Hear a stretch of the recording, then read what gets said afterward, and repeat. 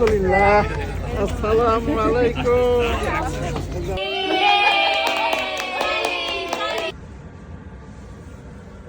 এবার বাংলাদেশে যাওয়ার 2 উইকস পরে আমি গিয়েছিলাম আমার বাবার বাড়িতে। আর আমার বাবার বাড়ি হলো উত্তরবঙ্গে জয়পুরহাটে। অ্যান্ড জয়পুরহাটে যাওয়ার জন্য আমরা ট্রেন জার্নিটাকে প্রেফার করি উইথ ফ্যামিলি অ্যান্ড কিডস।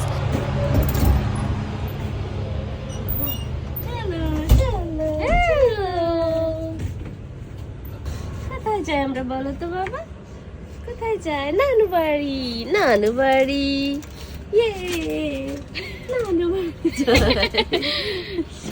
এখন বাংলাদেশের রেলওয়ে সার্ভিসটা আগের চেয়ে অনেক বেটার হয়েছে। অ্যান্ড বাচ্চা কাচ্চা নিয়ে আসলে এটাই ইজি। অ্যান্ড আমরা লাইক ক্যাবিন রুমের মতো নিয়েছিলাম। আনভিকের ফার্স্ট টাইম নানুবাড়ি যাওয়া এবার, অ্যান্ড ফার্স্ট টাইম তো বাংলাদেশেও এসছে। আর আমরা খুবই এক্সাইটেড ছিলাম আনভিককে নিয়ে যাওয়ার জন্য। আমার বাবা মা 1 উইক আমার সাথেই ছিল, বাট ওরা চলে গিয়েছে, সো ওরা ওয়েট করছে আমাদের জন্য।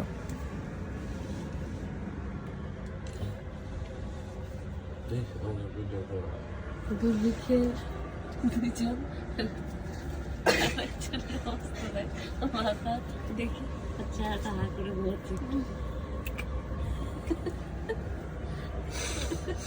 ঢাকা কমলাপুর স্টেশন থেকে আমাদের জার্নিটা স্টার্ট হয়। অ্যান্ড জয়পুরহাট পৌঁছতে 7 ঘন্টার মতো লাগে অলমোস্ট। অ্যান্ড আমি সাথে করে খাবার নিয়ে এসেছিলাম, মানে আমার শাশুড়ি খাবার দিয়ে দিয়েছিল, সে পরোটা বানিয়ে তারপরে মুরগির মাংস রান্না করে এগুলো দিয়ে দিয়েছিল আমাদের জন্য, সাথে মিষ্টি দিয়েছিল, আর সাথে আমি 12 ভাজা কিনে রেখেছিলাম খাওয়ার জন্য। বাই দ্য ওয়ে, আপনারা কে কোন অঞ্চলের আমাকে কমেন্টে জানাতে ভুলবেন না। আর এটা হলো আমার ভ্যালেন্টাইন ডেজের ফ্লাওয়ার, মানে আগের দিন ভ্যালেন্টাইন্স ছিল, সো রাতের বেলা অনেকে ফ্লাওয়ারটা এনেছিল আমার জন্য। সো আমি এটা নিয়ে ছবি টবি তুলি নাই তখন কিছুই, তো পরের দিন আমি সাথে করে নিয়ে এসেছিলাম। আর এটা হলো যমুনা সেতু, জয়পুরহাট যাওয়ার জন্য যমুনা সেতু ক্রস করতে হয়, তো আমি বসে একটু ভিডিও করছিলাম ফুলটার সাথে। আর এই ট্রেন জার্নির যে বিষয়টা আমার সবচেয়ে ভালো লাগে সেটা হলো বাইরের সিনারিও দেখা।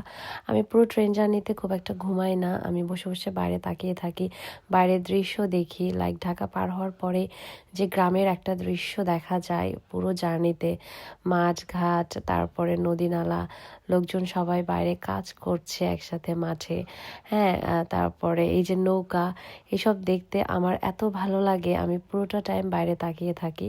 তো দেখতে দেখতে আমরা নাটোর চলে এসেছিলাম। নাটোরে হলো আমার নানি শাশুড়ির বাড়ি, তো আমি ফোন দিয়ে মাকে বলছিলাম যে আমি জাস্ট নাটোর ক্রস করলাম। আর এই যে আমরা জয়পুরহাটেও চলে এসেছি। আর এই স্কুলটার নাম হলো তেঘর স্কুল, এটার পাশে আমার বাসা, বাট এটা ক্রস করে যে ট্রেনটা মানে স্টেশনে দাঁড়াবে। নানা বেশি এসছে, ঘুমাইতেছে। কেমন লাগতেছে কাকু? আরে আলহামদুলিল্লাহ, আসসালামু আলাইকুম।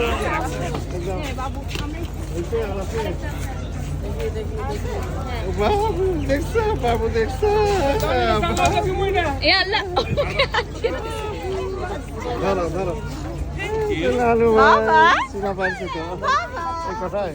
স্টেশন থেকে বের হয়ে একটা অটোরিকশা নিলাম। অ্যান্ড এই অটোরিকশায় করে যেতে 5-7 মিনিটই লাগে আমার বাসায়। আর যে রোডটা ধরে যাচ্ছিলাম এটা হলো জয়পুরহাট সরকারি কলেজের পেছনের রোডটা, এই যে সরকারি যে কলেজটা, ডিগ্রি কলেজ বলি আমরা।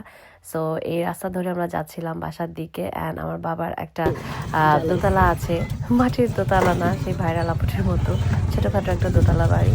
তো বাসায় যেটা দেখলাম, আনভিক আমার নানার কোলের মধ্যে এভাবে শুয়ে আছে। অ্যান্ড এটা দেখার পরে আই হ্যাভ অলমোস্ট ক্রাইড। আমার নানা মাঝখানে অনেক অসুস্থ ছিলেন, আবার দেখতে পারবো কিনা আসলে জানতাম না। সো নানাকে দেখে খুবই ভালো লাগছে, আর আনভিককে নানার কোলে দেখে তো আরও ভালো লাগছিল। আমার নানার জন্য সবাই একটু দোয়া করবেন।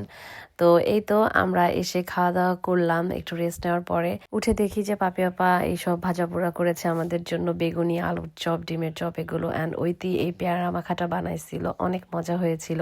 বাসা আসলে যেটা হয় আলটিমেট খাওয়া দাওয়া, ওটাই হচ্ছিল আর কি। অ্যান্ড ওরা আগে থেকে আনভিকার কাভিয়ার জন্য ওয়েলকাম কেক আনিয়ে রেখেছিল, সেটাই কাটা হবে এখন। কি হবে? হ্যাপি বার্থডে হবে নাকি আনভিকের? ওয়াও, এই যে দেখি তো, দেখি তো, এই যে দেখি দেখি, এই যে রেডি, এই যে এটা ধরো, এখানে ধরো, এখানে ধরো। কি করছে? আসো সবাই ধরো, এই ওইটি আই। আচ্ছা ঠিক আছে ঠিক আছে, কুইক কুইক, রেডি, 1 2 3।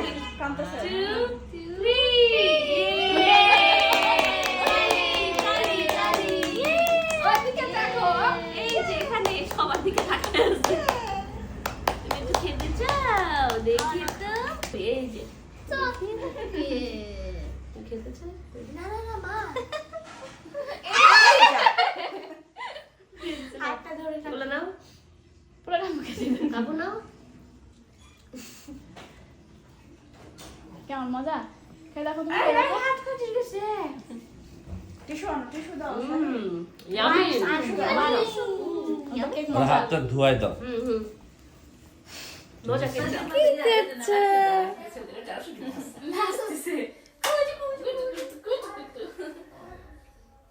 আনভিক